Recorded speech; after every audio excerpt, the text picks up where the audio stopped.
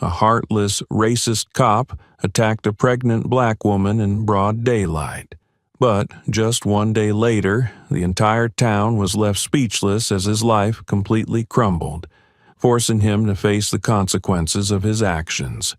No one, not even him, could have imagined that her husband was far from an ordinary man. This is not just a quest for justice, but a revelation of long-buried secrets and the sacred power of family bonds. Follow this emotional journey of a man who is willing to go to any lengths to protect the ones he loves most. Before diving into this powerful story, don't forget to share where you're watching from and subscribe to the channel to stay tuned for more heartfelt stories. Hopeville, Arkansas, was often known as a peaceful small town where kind-hearted people led slow and simple lives. That morning, gentle sunlight filtered through the rows of trees, casting a warm glow on the quaint red brick houses lining the streets. The chirping of birds blended harmoniously with the soft rustle of the breeze over the nearby barley fields, creating an indescribable sense of tranquility. In a bright white brick house on a quiet street, Sarah Miller, a beautiful and accomplished black woman, prepared to step out. Sarah was 6 months pregnant, and the joy of impending motherhood radiated from her every gesture and glance. She wore a soft pastel maternity dress that highlighted her smooth skin and slender figure. With her naturally wavy curls and gentle smile, Sarah was the epitome of confidence and grace in the Hopeville community. "Sweetheart, today Mommy's making Daddy's favorite casserole," Sarah said softly as if whispering to the little one in her belly. Her hand gently caressed her stomach, connecting with the tiny life growing within. A light kick from the baby made her laugh. "I know you'll love it too." She stepped down the front steps, a small handbag slung over her shoulder and a shopping list in hand. Sarah loved mornings like these, the fresh air, the sunlight filtering through lush green leaves, and the peaceful feeling as she walked to the nearby grocery store. It wasn't just a chance to get some exercise, but also a moment to connect with her friendly neighbors. On her way, she smiled warmly at familiar faces. Mr. Jack, the elderly baker on Main Street, waved to her from afar. "Good morning, Sarah. Have a great day," he called out, his voice as warm as the fresh bread he sold. Sarah responded with a radiant smile. "Thanks, Mr. Jack. I'll stop by for some bread later," she replied, her cheerful voice carrying through the tranquil air. Other townsfolk also nodded in greeting, their eyes filled with admiration and fondness. Sarah was known not just for her family's wealth, but also for her kindness and compassion toward everyone around her. Many still remembered the charity events she organized or the times she helped struggling families in the town. As Sarah walked on, her thoughts drifted to the dinner she was planning. Her husband, Ethan, had been away on a business trip for nearly a week and was expected to return that evening. She pictured his tired yet happy smile as he walked through the door to see the feast she had lovingly prepared. The thought filled her with joy and excitement. But as she rounded the corner, the screeching sound of tires on the pavement startled her. A police car suddenly appeared, speeding down the street before coming to a sharp halt by the curb. The once peaceful atmosphere was abruptly shattered by the harsh noise and the ominous presence. Sarah froze, her hand instinctively clutching her handbag. The car window rolled down, revealing a young white police officer, Derek Cole. He had moved to Hopeville a few months ago but had quickly gained a poor reputation. Tales of his rude and aggressive behavior were the talk of the town, and today Sarah had the misfortune of becoming his target. "Stop right there," Derek barked, his voice sharp with authority and cold disdain. Sarah turned, her gaze calm but questioning. "Is there a problem, officer?" she asked, her tone polite yet firm. "Let me see your ID," Derek ordered, stepping out of the car. His sharp, suspicious glare seemed to presume her guilt. "I'm just heading to the store," Sarah replied, her voice steady but soft. Her hand rested on her belly as she tried to stay calm. "Why do I need to show my ID?" Derek moved closer, his eyes narrowing with hostility. "Because I said so," he snapped, his tone laden with authority. "You look suspicious. What are you doing out here at this hour?" A chill ran down Sarah's spine. She knew she had done nothing wrong, but Derek's gaze made her feel as though she had already been convicted without trial. She glanced around, hoping someone would intervene, but the onlookers kept their distance, silently observing. The atmosphere grew tense and oppressive. "Fine," Sarah said, her hands trembling as she reached for her ID in her bag. She handed it to Derek, keeping her voice calm. "Here's my ID. I haven't done anything wrong." Derek snatched the ID, giving it a quick glance before tossing it back to her rudely. "Do you think you can fool me?" he sneered, a mocking smile spreading across his face, making Sarah even more uneasy. She wanted to walk away, but her legs felt rooted to the spot.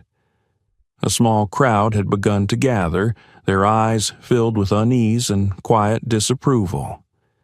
No one stepped forward to help, but their silence only amplified the injustice of the moment.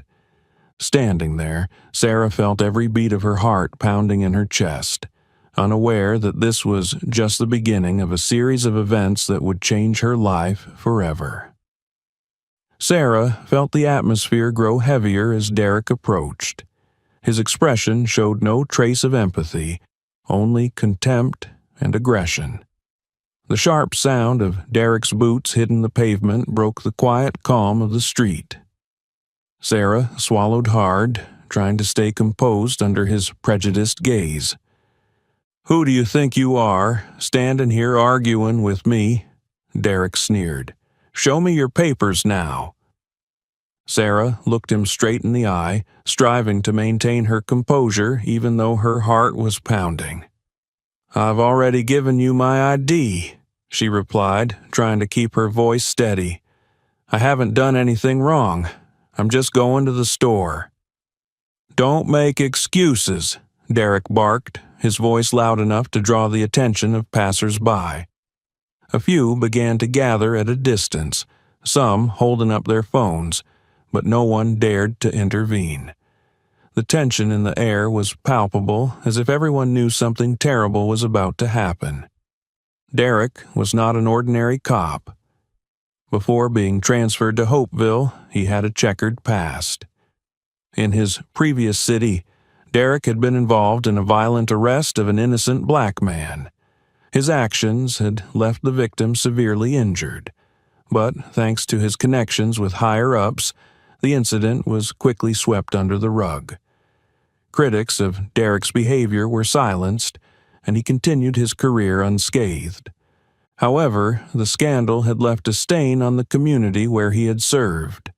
People there knew Derek was not just a power abuser, but a symbol of the injustice tolerated by the legal system. When the situation became too scandalous to hide, Derek was transferred to Hopeville, a small town where he thought he could start fresh. But his aggressive nature and prejudices remained unchanged, waiting for an opportunity to surface. Back in the present, Derek took another step closer, his face inches from Sarah's, forcing her to step back. This move made the growing crowd murmur among themselves. Some began raising their phones, trying to capture what was happening. "You think you can be here without answering me?" Derek's voice grew louder. "You think you're above the law?" Sarah felt fear rising in her chest, but she refused to let it control her. "I don't think anything," she replied, keeping her tone calm. "I just want to get my groceries and go home." "Go home?" Derek scoffed. You don't look like someone who's just out to shop. What are you hiding?" His words felt like a knife cutting into Sarah's dignity. She wanted to shout that she had done nothing wrong, but she knew any reaction could make things worse. Raising her hands in a gesture of non-threatening compliance, she said, "I'm not hiding anything. I just want to get home safely." But Derek wasn't interested in her explanations. Instead, he suddenly shoved her shoulder hard. Sarah stumbled, taking a few steps back to keep from falling. "Don't touch me," she shouted, her voice a mix of fear and anger. "Don't resist," Derek yelled back, his booming voice startling everyone around. He stepped even closer, his eyes burning with fury. "You think you can fool me? I know your type." Sarah felt her anger boiling over, but before she could say anything, Derek reached out as if to grab her. She stepped back, but her heavy belly slowed her movements. Derek, now visibly enraged, shouted, "You're resisting. Don't make me use force." "Please," Sarah cried out, her voice filled with desperation. "I'm pregnant. Don't touch me." Her plea only seemed to provoke Derek further. In front of everyone, he suddenly lifted his leg and kicked her hard in the stomach. The kick cut through the air, and Sarah's scream of pain froze everyone in their tracks. Sarah collapsed to the ground, clutching her belly. Her wide eyes filled with terror, and tears streamed down her face as waves of pain racked her body. "My baby, please," she gasped, her voice fading with agony. The crowd erupted into chaos. "Call an ambulance now," a woman screamed, and several people rushed to help Sarah. Others held up their phones recording the horrific scene. All eyes turned to Derek, who stood there coldly, his expression void of remorse. "Step back," Derek shouted, his voice brimming with authority. "I'm handling this situation." But no one listened to him anymore. Every face in the crowd was filled with anger and outrage. The sound of sirens blared in the distance, but to Sarah it felt far away. She whispered weakly, "Please, save my baby." The sound of ambulance sirens wailed incessantly, cutting through the chaos and murmurs of the crowd gathered on the street. Sarah lay on the stretcher, clutching her stomach tightly, her breaths shallow and uneven. Each wave of pain felt like a stabbing knife, but what terrified her more was the helplessness she felt. "My baby, please," she repeated desperately, her weak voice filled with indescribable pain. The paramedics tried to reassure her as they quickly loaded her into the ambulance. One of them held her hand, their eyes filled with sympathy. "We'll do everything we can. Please try to stay calm for your baby." Sarah tried to nod, but tears streamed uncontrollably down her face. She wasn't just worried about the baby she carried. She was haunted by Derek's brutal actions. Closing her eyes, she prayed fervently, hoping that she and her child would survive this nightmare. As the ambulance raced to the hospital, a team of doctors and nurses was already waiting. Sarah was rushed straight into the emergency room. The doctors immediately began assessing her condition, their urgent voices filling the air. "She's sustained significant abdominal trauma," one doctor noted, his eyes glued to the ultrasound screen. "There are signs of placental abruption. We need to operate immediately to save the baby." Sarah tried to remain conscious, but the relentless pain was sapping her strength. In a fleeting moment, she caught the gaze of a nurse standing beside her. "Please, save my baby," she whispered, tears streaming down her face. The nurse took her hand and replied softly, "We'll do everything we can, but you need to stay strong. Your baby needs you, and you need each other right now." Those words gave Sarah a sliver of strength. She closed her eyes again, praying silently, hoping for a miracle. In another city, Ethan Miller was sitting in a business meeting with clients. His phone vibrated incessantly on the table. Initially, Ethan ignored it, but when he saw the caller ID, Maria, Sarah's best friend, a sense of dread overcame him. Picking up the phone, he heard Maria's panicked and broken voice on the other end. "Ethan, you need to come back immediately. Sarah's been attacked. She's seriously injured. They're trying to save both her and the baby at the hospital."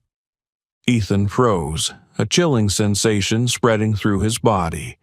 He sprang to his feet and hastily addressed his clients. "I have to go." Without waiting for questions, he left the room, calling to book the earliest flight back to Hopeville. On the way to the airport, his mind was consumed with worry and fury. The thought of Sarah suffering in pain without him there filled him with guilt and an overwhelming sense of rage. Sitting on the plane, Ethan's expression hardened into one of cold determination. No one in Hopeville knew that Ethan, aside from being a successful businessman, carried a secret past. Before marrying Sarah, he had been a CIA operative, handling the most dangerous missions. He had been trained to remain calm under pressure, analyze information swiftly, and make precise decisions. But this time, it was different. This wasn't an international mission or a complex political operation. This was his family, Sarah and their unborn child. Each passing second burned like a fire in Ethan's chest, and he knew he would ensure Derek would face retribution. When Ethan arrived at the hospital, Maria was waiting outside the operating room. Her eyes were red from crying, her face still stricken with shock. Seeing Ethan, she ran to him, her voice trembling. "Ethan, Sarah, they're operating to save the baby. Her condition is critical." Ethan turned to Maria, his eyebrows furrowed, his voice urgent. "Maria, what happened? Why is Sarah in this state?" Maria took a deep breath, trying to steady herself. Her eyes filled with tears as she recalled the events. "Ethan, Sarah was just walking to the store. She didn't do anything wrong," Maria began, her voice shaking. "But a police officer, he stopped her. He said she looked suspicious. Sarah tried to explain, but he wouldn't listen."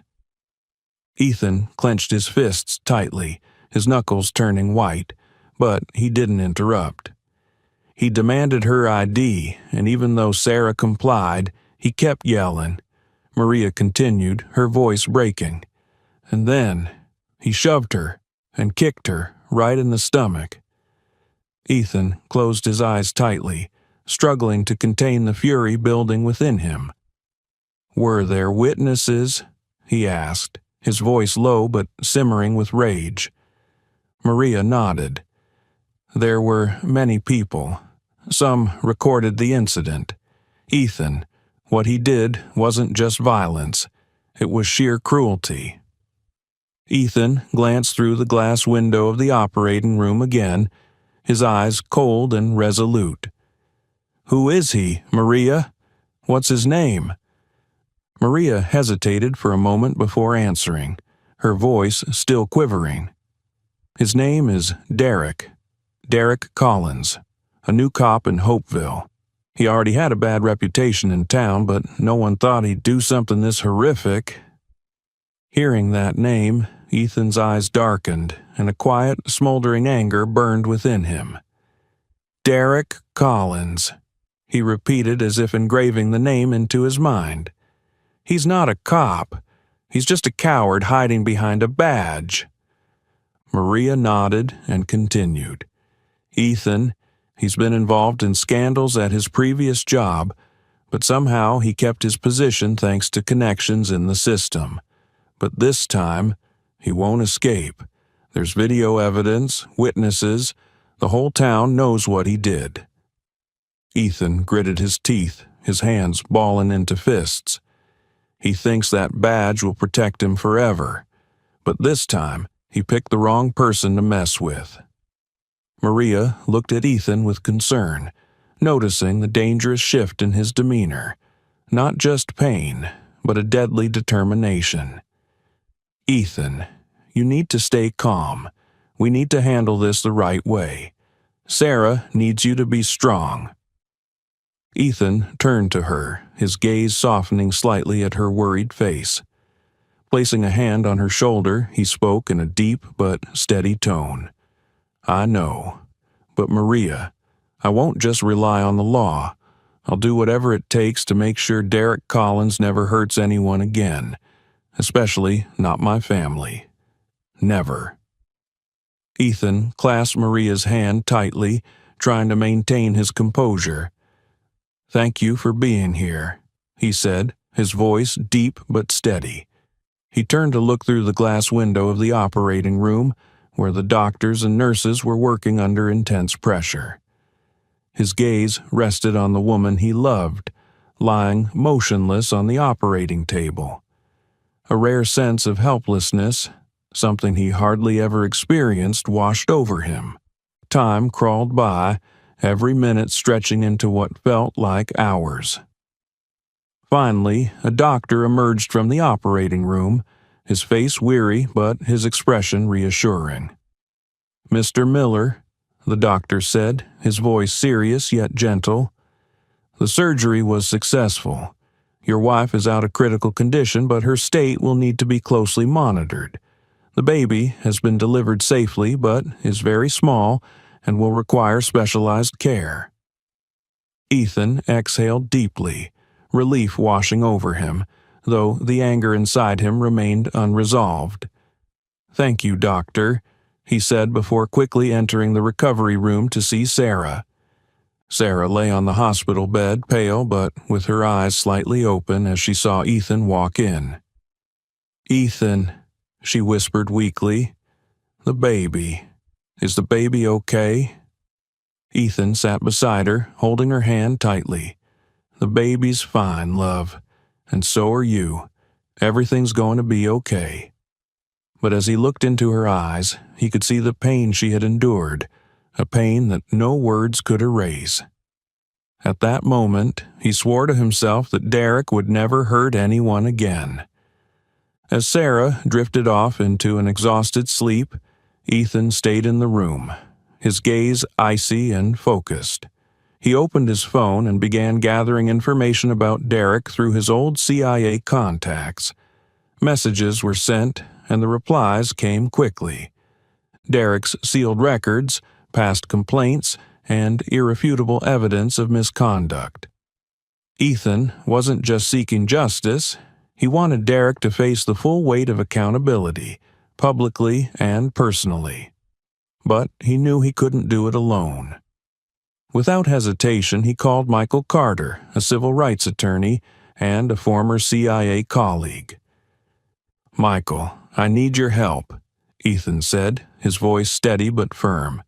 A cop attacked my wife. I want him to pay, not just legally, but in front of the entire community. Michael was silent for a moment before responding. I understand. Send me everything you have. I'll get started immediately.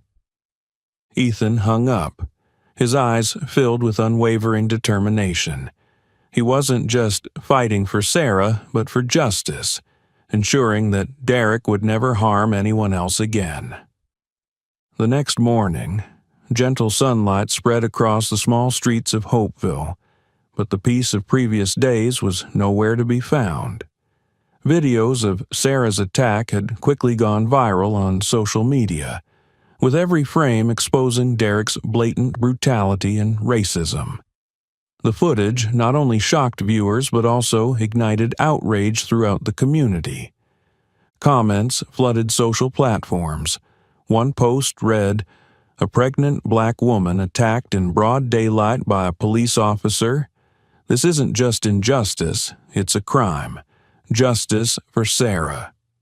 Hashtags like "Stop Police Brutality" and "Justice for Sarah" quickly trended, capturing national attention. In Hopeville, the usual calm was replaced with tension and anger. Sarah's neighbors, who had always cherished her for her kindness and generosity, couldn't stand by. Silently. Mrs. Alice, an elderly woman who lived near Sarah, shared her thoughts with a local reporter. Sarah is someone who always goes out of her way to help others. This act of brutality isn't just an attack on her, it's an attack on our entire community. Stories of Sarah's good deeds quickly spread. She had once helped a family who lost their home in a fire, finding them temporary housing and donating clothes. She had organized numerous charity events to support underprivileged children in town. These memories of Sarah's compassion only fueled the community's outrage over Derek's actions. Amid the growing uproar, Lucas Hayes, a young white man from Hopeville, decided to take action. Lucas had a unique bond with Sarah. Years earlier, when Lucas had struggled with dropping out of school and facing an uncertain future, it was Sarah who had helped him turn his life around. She not only encouraged him to return to school, but also helped him find a part-time job to pay for his tuition. Now, a successful software engineer, Lucas had always been grateful to Sarah for changing his life.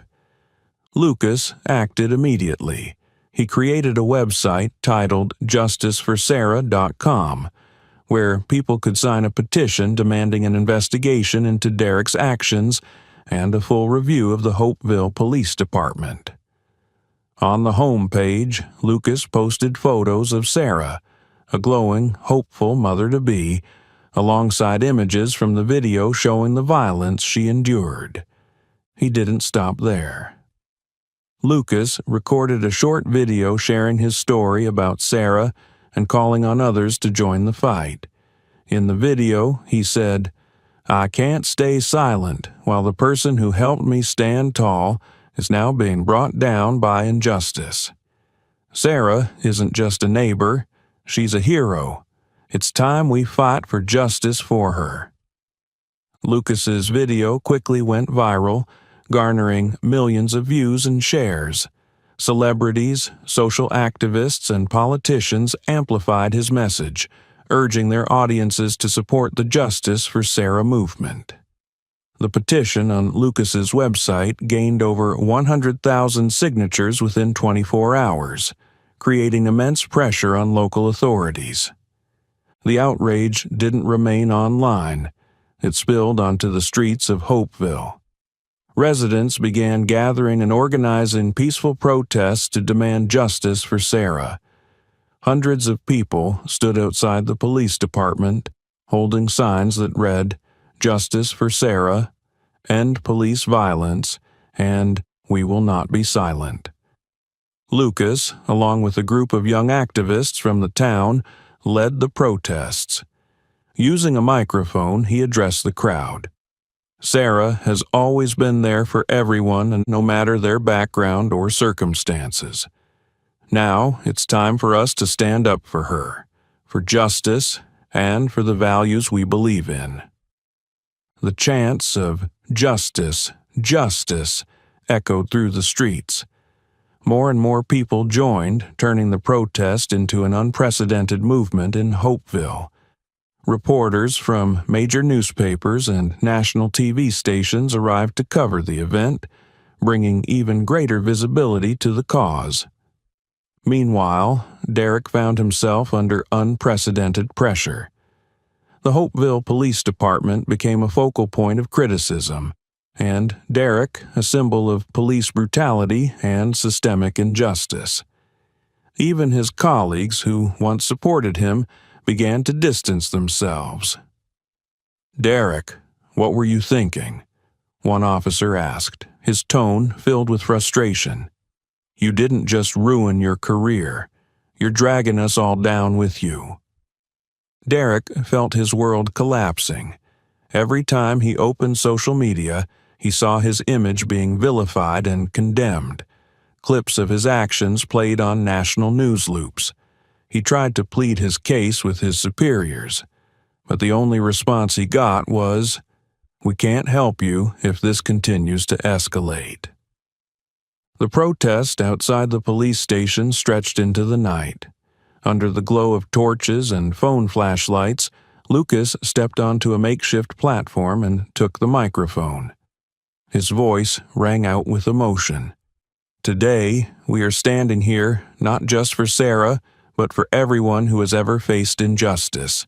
This is the moment we say, enough is enough." The crowd responded with thunderous chants, their voices shaking the street. Elderly residents stood beside young activists. Black families joined hands with white families, a powerful image of unity. Hopeville, once a quiet small town, had become the epicenter of a nationwide fight for justice. Meanwhile, Ethan continued gathering evidence. He sat alone in his study, the light from the desk lamp casting shadows on his cold, contemplative face. The documents from lawyer Michael Carter lay spread before him, clear and undeniable. The justice system was deliberately stalling the investigation. The Hopeville Police Department was shielding Derek, trying to buy time and ease the mounting public pressure. Ethan clenched his fists, his eyes glinting with determination. He knew he couldn't wait for justice to come from a system so deeply flawed. This wasn't the first time Ethan had faced a force stronger than himself.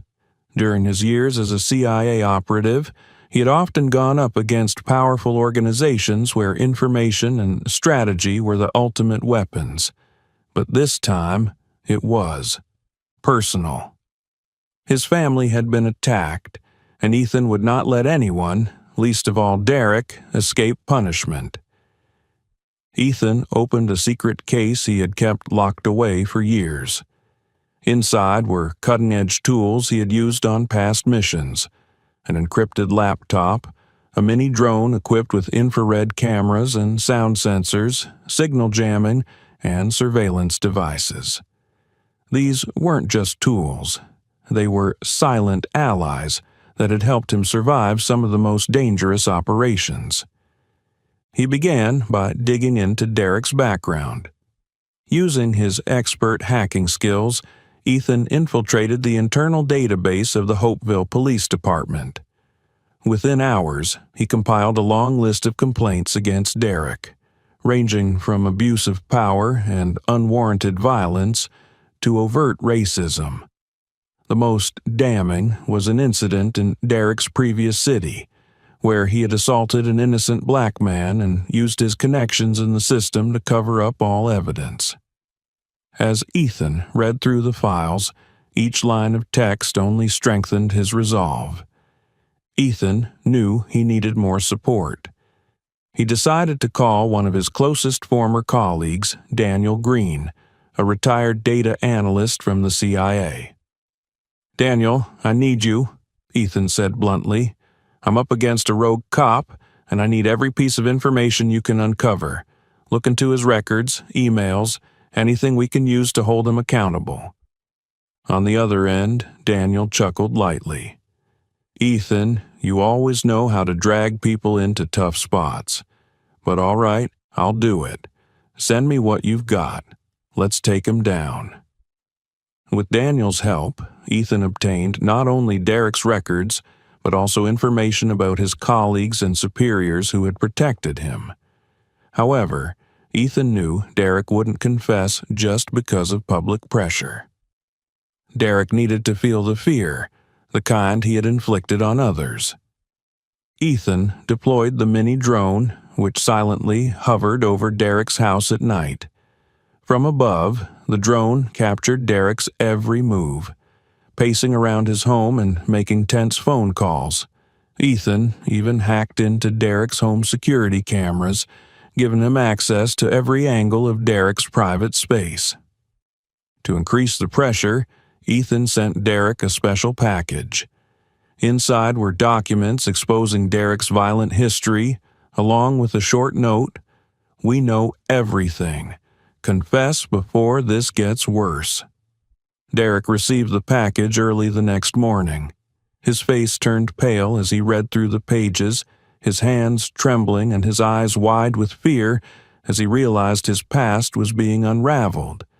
Ethan didn't stop there. He exploited Derek's vulnerabilities further by hacking into his smart home system. Lights flickered incessantly during the night, and strange sounds emanated from the speakers. One evening, Derek's TV turned on unexpectedly, displaying a message: "Prepare to pay the price." Derek jumped out of his chair, frantically scanning the room. He tried turning off the TV, but the lights began flashing again. His phone buzzed repeatedly with anonymous messages, all carrying the same ominous warning: "It's over." When Derek tried calling his colleagues, he discovered his phone had been hacked. The signal dropped with every attempt, and each call was abruptly cut off. For the first time in his life, Derek felt completely out of control. In his own home, Derek spiraled into paranoia. He began suspecting everyone around him, even his fellow officers at the precinct. At work, he noticed the cold stares of colleagues who had once supported him, but were now keeping their distance. "What have you done, Derek?" one officer sneered. "You thought you were untouchable? Now you're on your own." Desperate, Derek approached his superiors for help, but even they had washed their hands of him. "Derek, we can't cover this up any longer," the chief said coldly. "You'll have to figure this out before it gets any worse." As Derek's life unraveled, Ethan prepared to deliver the final blow. He compiled a comprehensive dossier, including evidence of Derek's violent actions, internal emails detailing the cover-ups of previous complaints, and an incriminating recording of Derek boasting that he could do anything without consequence. This package was sent to investigative journalists, human rights organizations, and even government officials. On social media, Ethan, using an anonymous account, leaked parts of the information to increase public outrage. Within hours, the documents went viral. Derek became a national symbol of corruption and brutality. Ethan sat in his study, staring at his computer screen with quiet satisfaction. Derek was now in complete disarray, unable to hide his dark past. With all the evidence in place, Ethan knew Derek couldn't escape justice. Now, it was time to move to the final stage of his plan, to ensure Derek faced the consequences of his actions. On the other side, Derek sat in his darkened house, his face pale, and his eyes sunken from endless sleepless nights. Recently, every night felt like the darkness was closing in on him, suffocating each breath. The house, once his refuge, had now become a haunting prison. The stack of documents Ethan had sent lay on the table, the words seemingly accusing him. For the first time in his life, Derek felt completely powerless. Everything around him was collapsing.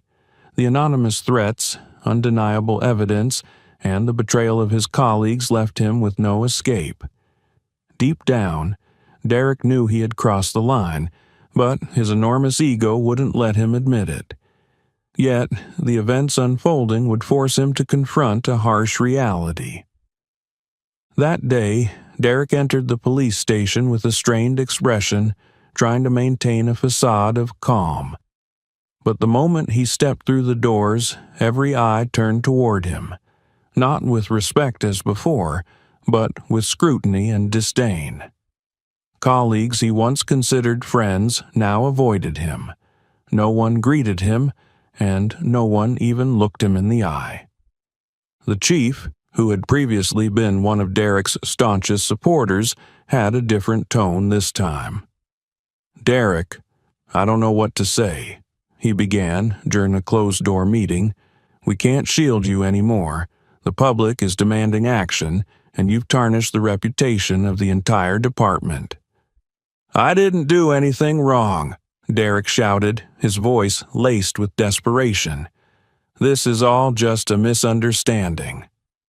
The chief didn't respond, only shaking his head. "You'd better find a way to deal with this before things get any worse." Those words felt like the ground beneath Derek's feet was crumbling. He realized he had been abandoned, left without any support from the system he had once trusted. On the drive home, Derek's mind swirled with memories. The mistakes he thought had been buried now resurfaced like a vivid replay of his darkest deeds. He remembered the innocent black man he had beaten in his previous city, the family he had falsely accused because of his prejudices. He recalled the looks of anger and pain in his victims' eyes, the ones he had always ignored, believing he had the power to do as he pleased. Now he realized that his arrogance and sense of invincibility had brought him to this point, but now he no longer had any power to protect himself. That evening, Derek sat alone in his living room. He tried to drown out his haunting thoughts by turning on the TV, but the noise couldn't mask the eerie silence that had overtaken his house.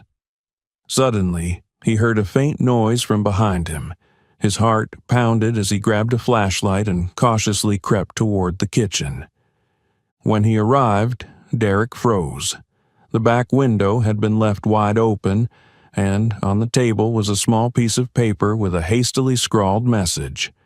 "You messed with the wrong family." His body trembled violently. Someone had broken into his home, left a chilling warning, and disappeared without leaving a trace. He glanced around, searching for signs of the intruder, but the house remained eerily silent. Derek collapsed into a chair, burying his head in his hands. For the first time in his life, he felt true fear.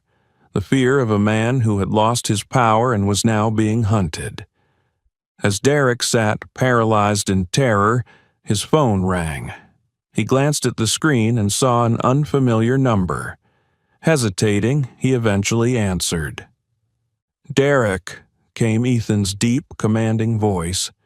"You know this is over, but I'm giving you a choice." Who are you?" Derek stammered, his voice trembling. "I'm the man you shouldn't have crossed," Ethan replied. "You will confess publicly. If you do, I might let this end here. If not, you won't just lose your career, you'll lose everything. What do you want?" Derek tried to sound calm, but failed miserably. "Justice," Ethan said curtly before hanging up. The following days were a nightmare for Derek. He was too afraid to sleep, too afraid to leave the house, and constantly felt as though someone was watching him. The isolation from his colleagues and the relentless pressure from the public left him with nowhere to turn. Eventually, Derek realized he had no options left. Ethan's threats and the public outcry had backed him into a corner. A single thought flickered in his mind. If he couldn't escape, perhaps he could at least attempt to atone for his sins. The soft morning sunlight illuminated the central square of Hopeville, but it couldn't ease the tension that hung heavily in the air. The townsfolk gathered in growing numbers, jostling to witness what was to be the most significant event in the town's history, Derek's press conference. Once a respected police officer, Derek had now become a symbol of injustice and abuse of power. Reporters from major newspapers and national television stations filled the square, their cameras and microphones poised to capture every moment. Among the crowd, Sarah and Ethan stood near the front, hand in hand. Though Sarah's face was still pale from her days in the hospital, her eyes radiated strength and resilience. Beside her, Ethan's expression was solemn yet resolute. They didn't need to exchange words. Their presence alone spoke volumes. Derek emerged from behind the stage, his face pale and his eyes sunken from sleepless nights. He wore his police uniform for the last time, but what once symbolized authority now looked like a shell covering a broken man. He walked slowly to the podium as the crowd fell eerily silent. The murmurs died down, replaced by a tense anticipation. Holding the microphone with trembling hands, Derek took a deep breath and let his eyes briefly meet Sarah's and Ethan's in the crowd. Then, in a hoarse voice, he began, I was wrong." His first words startled the crowd. Murmurs rippled through the audience, but Derek didn't let them interrupt him. He continued, his voice growing steadier. "As a police officer, I was entrusted with protecting my community, but I betrayed that trust. I let my biases guide my actions, and I caused pain that cannot be undone. I want to offer my sincerest apologies to Sarah, whom I hurt, and to her family. What I did was inexcusable." He bowed his head, his voice faltering. "I have no excuse. I take full responsibility for my actions. Therefore, I am resigning from the Hopeville Police Department effective immediately, and I will cooperate fully with any investigation to ensure that justice is served." As Derek finished speaking, his eyes inadvertently landed on a familiar face in the crowd, his young daughter, Lily. She stood next to her mother, her innocent face gazing up at him. Derek had never felt such shame and pain as he did at that moment. Lily used to look at him as a hero, a strong and reliable father. Now, her eyes reflected only confusion and disappointment. The weight of it pressed heavily on Derek's chest, making it hard to breathe. Memories flooded back like a relentless tide, pulling him into the past. He recalled the day Lily was born, holding her tiny, fragile body in the hospital. Back then, he had vowed to do everything to protect her, to be a father she could be proud of. But now, that promise felt like a deep, festering scar carved into his soul. He remembered the weekends spent playing with Lily at the park, the evenings reading her bedtime stories.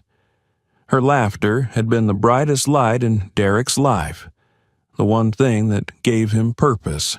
But now, looking into her disappointed eyes, he saw only darkness, a chasm he didn't know if he could bridge. Derek bowed his head, his fists clenching tightly. The fear of losing his daughter's love and trust was suffocating. Lily was the only reason he wanted to rebuild himself, the only spark of light left in his world of mistakes. But the haunting question replayed in his mind. Could he ever redeem himself in her eyes, or was it too late? As the press conference ended, Sarah and Ethan stepped forward. The crowd parted to make way for them, all eyes fixed on this pivotal moment. Derek stood there, head bowed like a condemned man awaiting judgment. When Sarah and Ethan approached, he lifted his head, his eyes filled with regret. "Sarah," his voice cracked as if he might break down. "I know my apology can never undo what I've done, but I'm truly, truly sorry." Sarah stood facing him, her gaze sharp but devoid of the burning anger she once felt. She had thought this moment would bring her a sense of satisfaction, perhaps even relief, seeing Derek face the consequences of his actions. But now, as she saw him standing there, bowed and broken, filled with visible remorse, all she felt was emptiness. "You hurt me, Derek," she said, her voice calm but firm. "But you also hurt yourself and your family. You've caused pain no one should have to bear. An apology isn't enough, but if you truly regret what you've done, prove it with your actions. Don't let anyone else suffer like I did." Her words cut like a blade, not out of hatred, but out of undeniable truth. Derek lowered his head again, his hands trembling. He wanted to say more, but no words came. He knew Sarah was right. His actions had left scars that wouldn't easily heal. Ethan stood silently beside Sarah, his piercing gaze fixed on Derek. Though he said nothing, his silence carried a weight that was impossible to ignore. It was as if he was silently warning Derek that every step he took from this point on would be watched, every word scrutinized. Derek could feel the unyielding pressure emanating from that stare, as though Ethan's vigilance would follow him wherever he went. After a long pause, Ethan finally spoke, his voice steady and low. "Derek, no one can force you to change, but if you truly mean what you said, then prove it, not with words but with the way you live from now on." Ethan's words echoed in Derek's mind like a tolling bell. Taking a deep breath, his frail shoulders seemed to carry the weight of the world. "I will," he said, his voice shaking but resolute. "I'll make things right. I promise." Sarah didn't reply immediately. She stared at him for a long moment, as if searching for sincerity in his words. Finally, she gave a small nod, not a gesture of forgiveness, but an acknowledgement that their battle was over. "You'd better keep that promise," she said before turning and walking away. Derek nodded. He felt as though he had just weathered a violent storm, one that left destruction in its wake, but also the possibility of a fresh start. For the first time in years, Derek felt a faint glimmer of hope. He knew the path ahead wouldn't be easy. The wounds he had caused wouldn't be healed by mere words or a few gestures of reparation.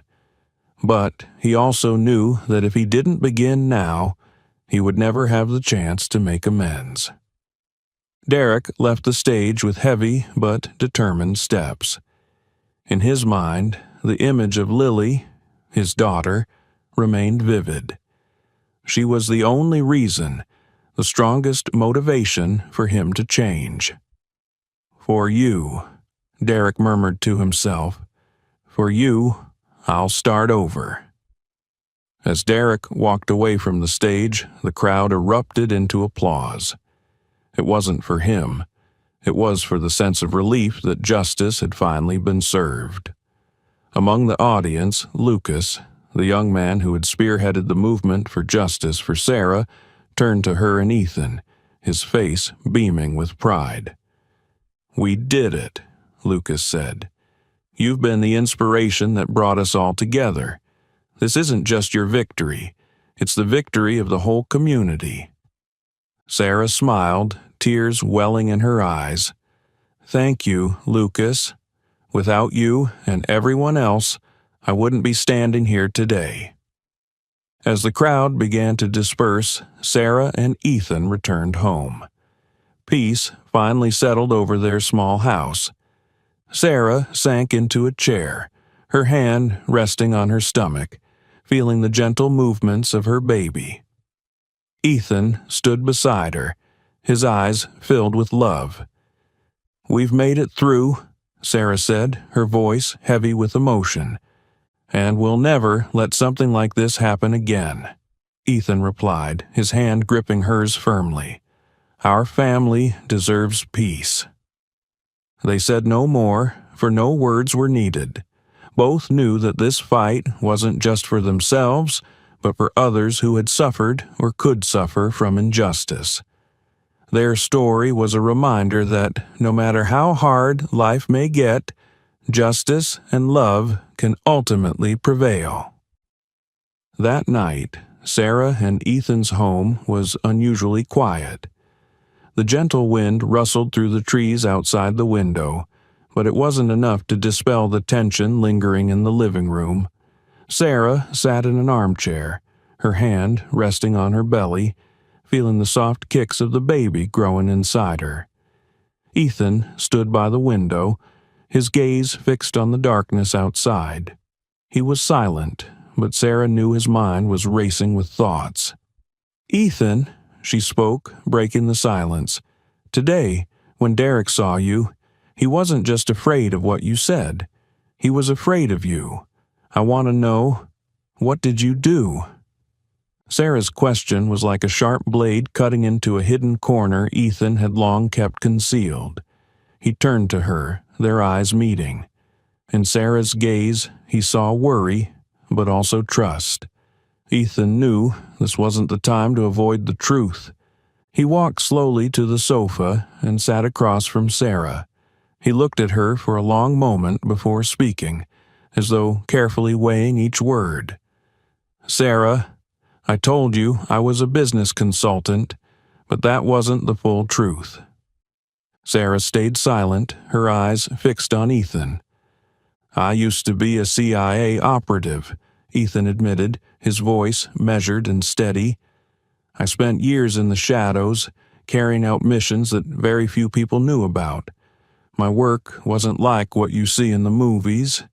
It wasn't glamorous or romantic. It was dangerous and isolating." Sarah sat still, trying to process what she had just heard.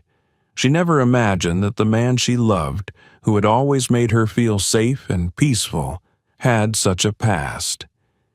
Ethan lowered his head, his hands clasped tightly as if holding back a surge of emotions. "Sarah, I've seen things I wish I could forget. I've lost teammates who were like family to me. Every mission carried risks, and not everyone came back. There are nights I can't sleep, haunted by what I did and what I failed to do." His voice faltered as he continued. "I used to think I could do anything to protect others, but sometimes I failed. I've witnessed losses and suffering I couldn't prevent, and it made me question whether what I was doing truly mattered." Sarah felt the weight of Ethan's pain in every word.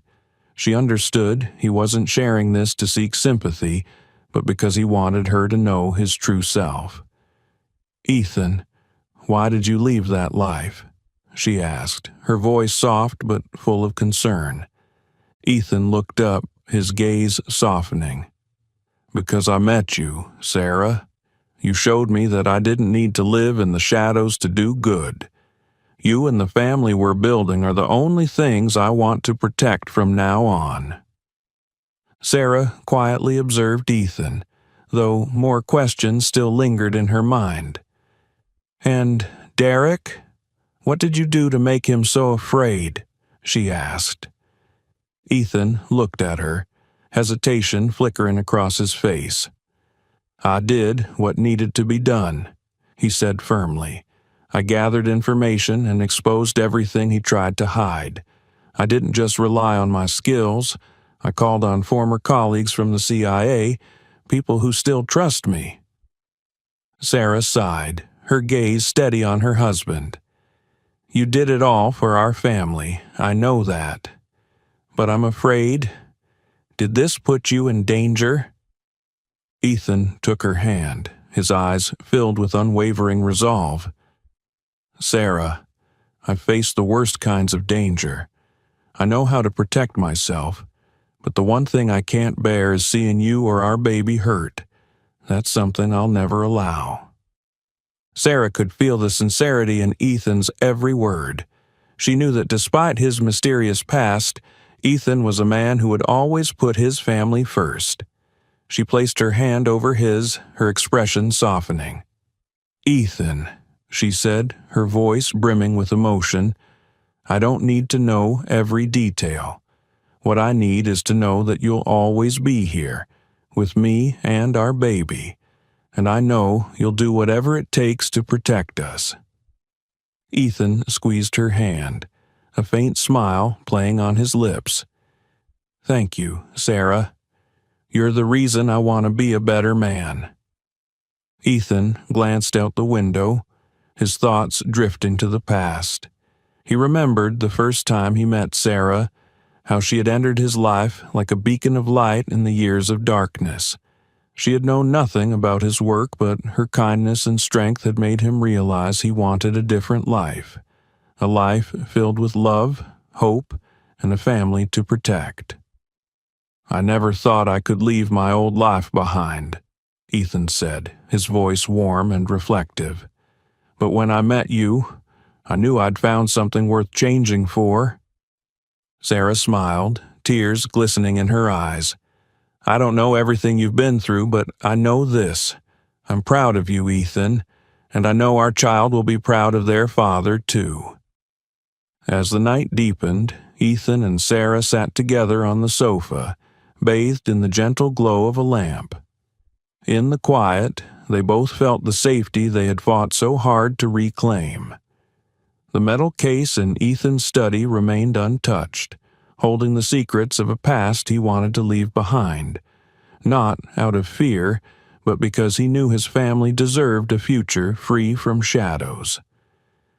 Sarah leaned her head against Ethan's shoulder and whispered, "We'll be okay, won't we?" Ethan tightened his grip on her hand, his eyes steady and certain. "We'll be okay," he replied, "and I promise no one will ever hurt this family again." They sat by the window, the moonlight spilling into the room, bringing a sense of peace and strength. Sarah's hands rested on her belly, while Ethan's hand covered hers, a silent vow to protect their family at all costs. Their story didn't end with Derek's downfall, but continued as Ethan rediscovered himself and worked toward building a hopeful future for the family he cherished above all else. It was late at night, and the Hopeville sky shimmered with stars.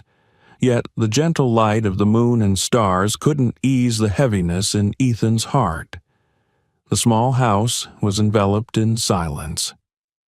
Sarah had fallen asleep in the armchair in the living room, her face serene, but still tinged with fatigue from the long and stressful days.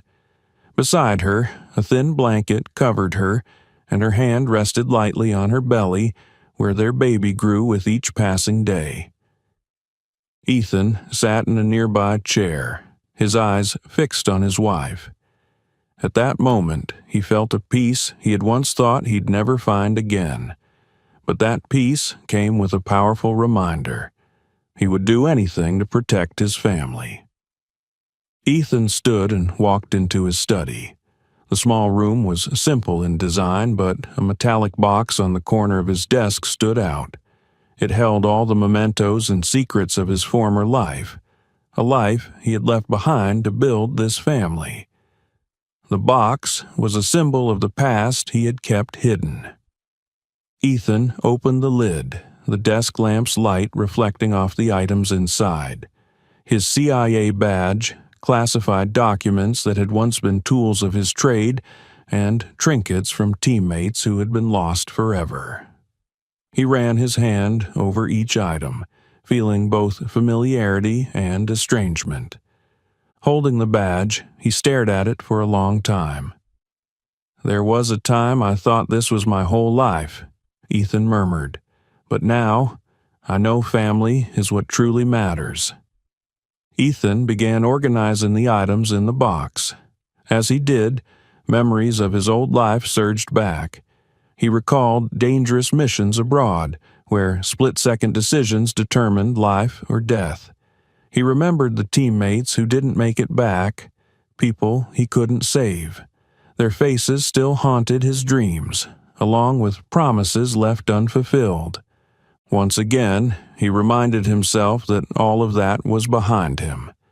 He had chosen a different path, a brighter one. But could the darkness of his past ever truly let him go? That question lingered in his mind as he closed the lid and placed the box deep in a drawer in the corner of the room. When he returned to the living room, Ethan noticed Sarah stirring. She opened her eyes and smiled when she saw him. "You're still awake?" she asked softly. "I just wanted to make sure everything was okay," Ethan replied, sitting beside her. "Are you feeling tired?" Sarah shook her head, placing her hand over his. "No, thanks to you, I feel safe. But Ethan, there's something I want to ask you." Ethan looked at her, his expression thoughtful. "Go ahead." Sarah gently squeezed his hand. "You've done so much to protect me and our baby, but you haven't told me everything. I don't need all the details, but I need to know. Is what you've done putting us in danger?" Ethan sighed, holding her hand tightly. "Sarah, I've done everything to ensure our family is safe. The skills I have, I never thought I'd need to use again, but this time I had no choice, and I promise I won't let anything hurt you or our baby." Sarah gazed deeply into his eyes, sensing the love and determination in every word. "I believe you, Ethan, but if anything happens, promise me we'll face it together." Ethan nodded, a faint smile appearing on his face. "I promise. This family will always come first." Suddenly, Ethan's phone vibrated on the table. He frowned, picking it up and glancing at the screen. A message from an unknown number appeared. "You did well, Ethan. But be careful. Not everyone forgets the past. Someone is watching you." Ethan read the message several times, each word etching itself into his mind. The message was signed DG, clearly from Daniel Green, his old CIA colleague who had helped him with the Derrick case. But its meaning was unmistakable. Ethan's past hadn't completely let go. He slowly set the phone down, his gaze hardening with caution. If someone from his past was watching, Ethan knew he had to prepare. But this time, he wasn't fighting for a mission. He was fighting for his family. As Sarah drifted back into sleep, Ethan stepped onto the balcony.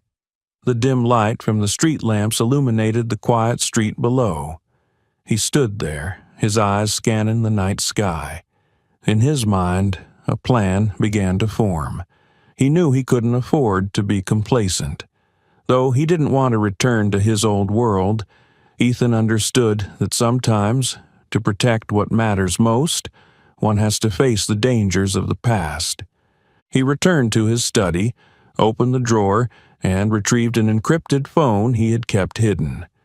With a few taps, he activated it and sent a short message to Daniel Green. "Thank you.